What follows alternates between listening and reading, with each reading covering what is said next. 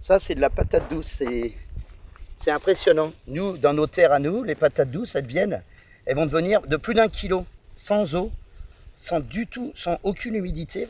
Et ça va faire des patates douces qui seront énormes, quoi. Mais au moins avec du goût. Elles n'auront pas été gorgées d'eau.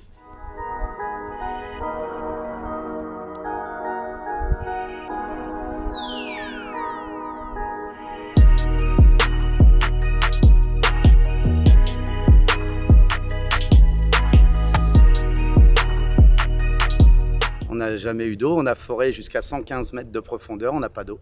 Donc le seul moyen, c'est de comprendre comment la nature peut se développer sans eau. Et c'est à nous de le comprendre et de le retransmettre et de le refaire à chaque fois, tous les ans.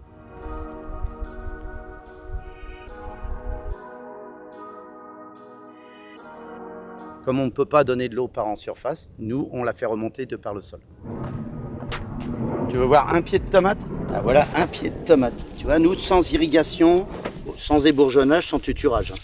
À la fin du compte, il y aura presque 10 kilos sur un pied. Alors que les autres, ils vont vous les faire monter en hauteur, mais que sur une tête. Ça va reformer des racines qui, quand ils vont toucher le sol, vont s'enraciner, ce qui va permettre de donner encore plus de puissance aux pieds de tomate. Alors qu'en les ébourgeonnant, en les montant en hauteur, ils ne prennent uniquement que ce qu'il y a autour du système racinaire. C'est pas la chaleur qui fait peur aux tomates. Ça, il n'y a pas de problème. La tomate vient d'un pays chaud, le Mexique. C'est un pays où il fait souvent 40 degrés. Des oignons rouges pendant la cuisine. Pour mélanger avec de la salade ou avec des viandes. Nous, il y a longtemps qu'on a la solution. La différence, c'est que la solution qu'on a apportée aux paysans, on leur a donné de l'eau, on leur a donné de l'engrais, on leur a donné des pesticides. C'est-à-dire, on leur a mâché le travail, on les a rendus feignants, on les a pas rendus courageux, on les a rendus feignants. Si la plante a que des trucs chimiques à manger et de l'eau, c'est-à-dire qu'un légume, quand il a soif, on y donne à boire, quand il a faim, on y donne à manger, quand il est malade, on le soigne, quand il a des attaques d'insectes, on les tue. Non, un légume doit se débrouiller tout seul.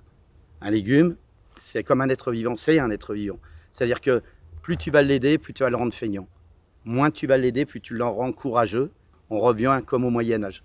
C'est-à-dire on revient au départ de la nature. On la laisse se débrouiller par elle-même et on y arrive. Hein. On y arrive, la preuve, on y arrivera sûrement mieux que ceux qui vont irriguer, traiter et mettre de l'engrais. T'entends toutes les abeilles qui travaillent. Tu les entends? Il y en a un paquet, il y en a partout. Regarde-les. Là au moins, et les bourdons terrestres. Dès l'instant où on donne à boire à un légume, on dilue le goût. C'est comme une grenadine, comme un sirop. Hein. Si vous mettez très peu d'eau, il est très sucré. Si vous mettez beaucoup d'eau, il n'est pas sucré. Un légume qui n'a pas d'eau, il va rester petit, mais par contre, ça va être du concentré. Ce sera que du bonheur. Ce sera de la nourriture. On produit sûrement moins, ça c'est sûr. On ne veut pas des gros rendements, ça ne sert à rien. Vaut mieux produire peu et bien que de produire beaucoup et d'en jeter la moitié. Vaut mieux faire peu avec de la qualité que de faire énormément avec de la merde.